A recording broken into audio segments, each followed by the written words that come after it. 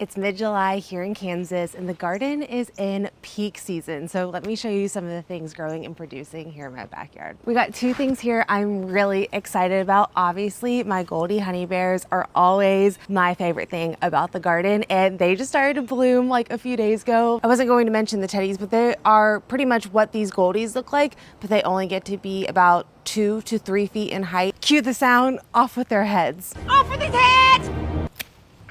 Haven't had a sunflower in a while. Yeah, there you go.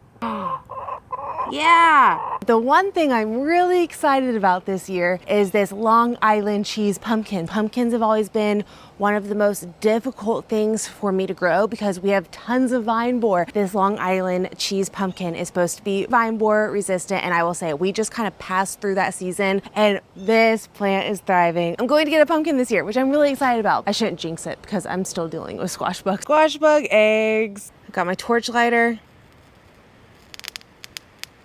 My honey nut squashes are also starting to turn color. This is another variety that is vine borer resistant, if you were curious. I have literally been growing these onions since December of 2024, so it's always cool to see what they look like by July. This is probably one of the things I was most excited to see how it would be this year. This is the hyacinth bean. I want to say it's ruby hyacinth bean.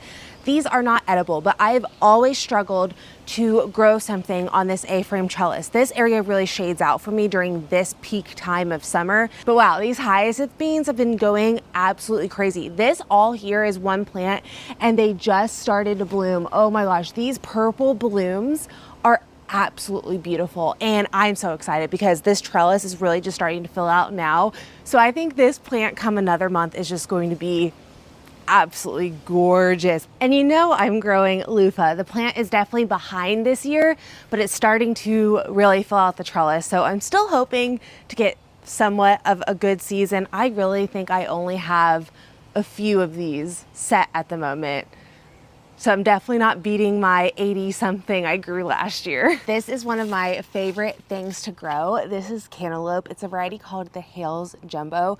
I find cantaloupe to be the most beginner friendly melon, so easy. They naturally detach from the vine when they are ripe, so there's no second guessing, but I'm pretty positive this will be ready to go next week. That's all the time I have to show you around today. If you want to see more of my backyard homestead, make sure you're following along.